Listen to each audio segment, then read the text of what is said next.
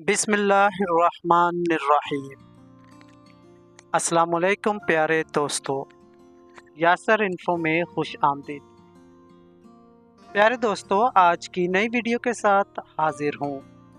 आज के इस वीडियो में आपको बताते हैं कि माँ की ममता क्या है। दिल को छू लेने वाली एक खूबसूरत कहानी, माँ की ममता। प्यारे दोस्तों, वीडियो की तफसील में जाने से पहले आप सबसे गुजारिश है कि अगर वीडियो पसंद आए तो इसको लाइक और चैनल को सब्सक्राइब ज़रूर कर लें। आप सबका बहुत शुक्रिया। तो आइए चलते हैं वीडियो की जानिब। हमें अम्मा जी उस वक्त जहर लगती जब वो सर्दियों में ज़बरदस्ती हमारा सर धोती। लक्स, कैप्री, रेक्सोना किसने देखे थे? खजूर मार्का साबुन से कपड़े भी धुलते थे और सर भी। आंखों में साबुन कांटे की तरह चुभता और कान अम्मा की डांट से लाल हो जाते। हमारी ज़रा सी शरारत पर अम्मा आग बगोला हो जाती और कपड़े धोने वाला डंडा उठा लेती, जिसे हम डमनी कहते हैं। लेकिन मारा कभी नहीं। कभी ऐन वक्त पर दादी जान ने बचा लिया, कभी बाबा ने, और कभी हम ही भाग लिए। गांव की रौनकों से दूर ऐन फसलों के बीच हमारा डेरा था। डेरे से पगडंडी पकड़कर गांव जाना अम्मा जी का सबसे बड़ा शॉपिंग टूर हुआ करता था, और इस टूर से महरूम रह जाना हमारी सबसे बड़ी बदनसीबी। अगर कभी अम्मा अकेले गांव चली जाती तो वापसी पर हमें मरुंडे से बहलाने की कोशिश करती। हम पहले तो नन्हे हाथों से अम्मा जी को मारते, उनका दुपट्टा खींचते, फिर उनकी गोद में सर रखकर मुंह फाड़ फाड़ कर रोते। कभी अम्मा गांव साथ ले जाती तो हम उछलते कूदते, खुशी खुशी उनके पीछे पीछे भागते। शाम के जब गांव से वापसी होती तो हम बहुत रोते। हमें गांव अच्छा लगता था। माँ, हम गांव में कब रहेंगे? मेरे इस सवाल पर अम्मा वही घिसा पिटा जवाब देती, जब तू बड़ा होगा, नौकरी करेगा, बहुत से पैसे आएंगे, तेरी शादी होगी, वगैरह वगैरह। यूं हम माँ बेटा बातें करते करते तारीख डेरे पर आन पहुंचते। मुझे याद है, गांव में बाबा मुजफ्फर की शादी का जश्न था। वहाँ जलने बुझने वाली बत्तियां भी लगी थी और पटाखे भी फूट रहे थे।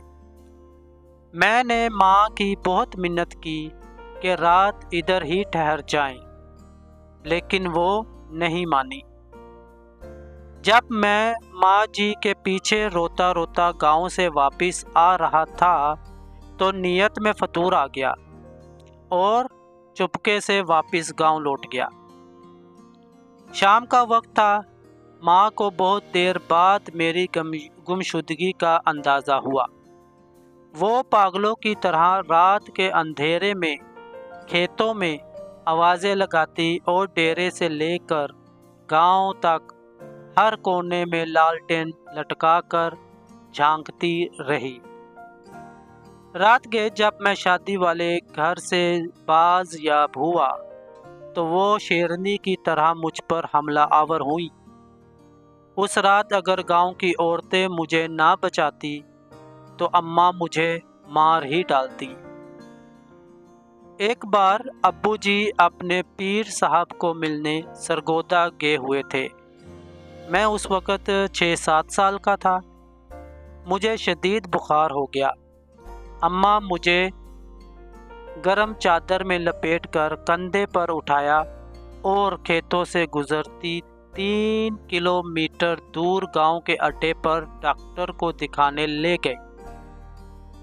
वापसी पर एक खाले को फैलांगते हुए वो खेत में गिर गई, लेकिन मुझे बचा लिया। उन्हें शायद घुटने पर चोट आई थी।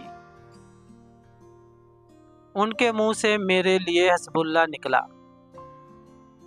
यह वाकया मेरी ज़िंदगी की सबसे पुरानी याददाश्तों में से एक है। यकीनन वो बड़ी हिम्मत वाली खातून थी और आखिरी सांस तक मेहनत मशक्क़त की चक्की पीसती रही। फिर जाने कब मैं बड़ा हो गया और अम्मा से बहुत दूर चला गया। साल भर जब घर आता तो माँ गले लगाकर खूब रोती, लेकिन मैं सबके सामने हंसता रहता।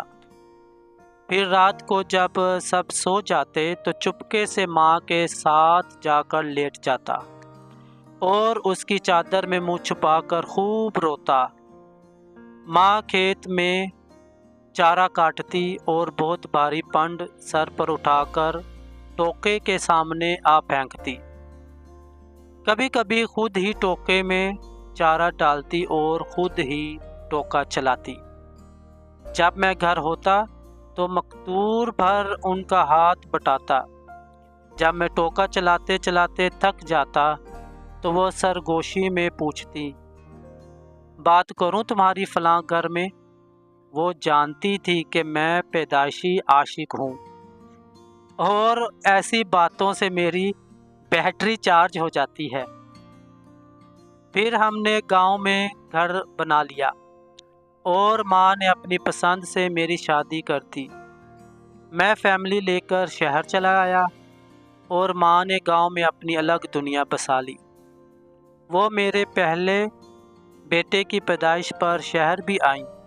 मैंने उन्हें समुंदर की सैर भी कराई।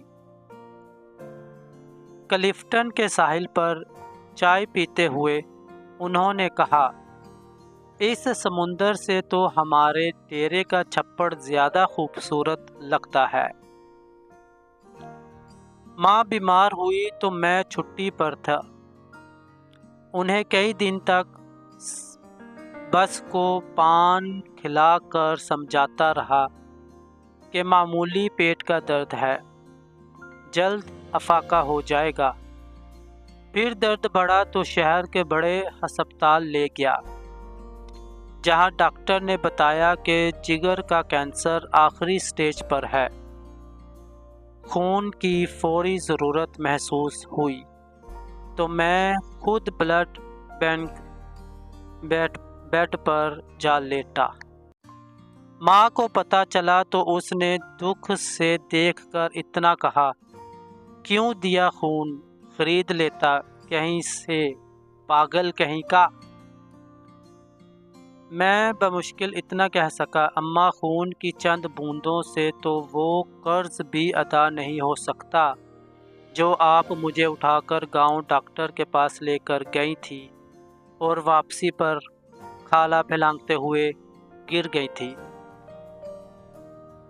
वो खुलखुलाकर हंसी तो मैंने कहा, अम्मा मुझे माफ़ कर देना, मैं तेरी खिदमत ना कर सका।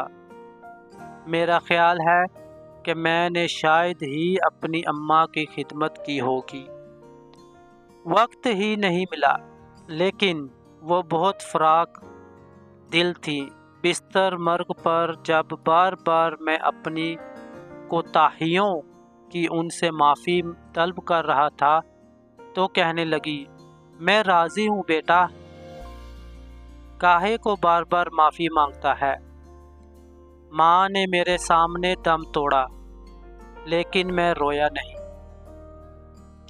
दूसरे दिन सर भारी होने लगा तो कब्रिस्तान चला गया और कब्र पर बैठकर मुंह फाड़कर रोया। माँ से बिछड़े मुद्दत हो गई।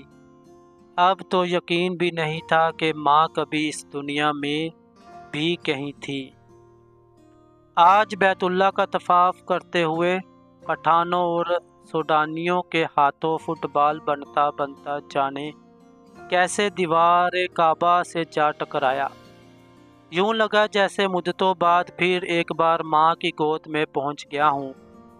वही सुकून जो माँ की गोद में आता था, वही अपनायत, वही मोहब्बत जिसमें جس میں خوف کا عنصر بھی شامل تھا۔ اس بار منہ پھاڑ کر نہیں، دھاڑے مار مار کر رویا۔ 70 ماؤں سے زیادہ پیار کرنے والا رب کعبہ اور ہم صدا کے شرارتی بچے۔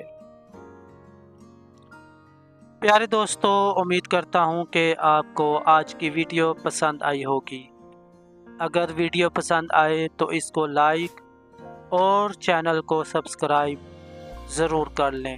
آپ سب کا بہت شکریہ۔ بسم اللہ الرحمن الرحیم۔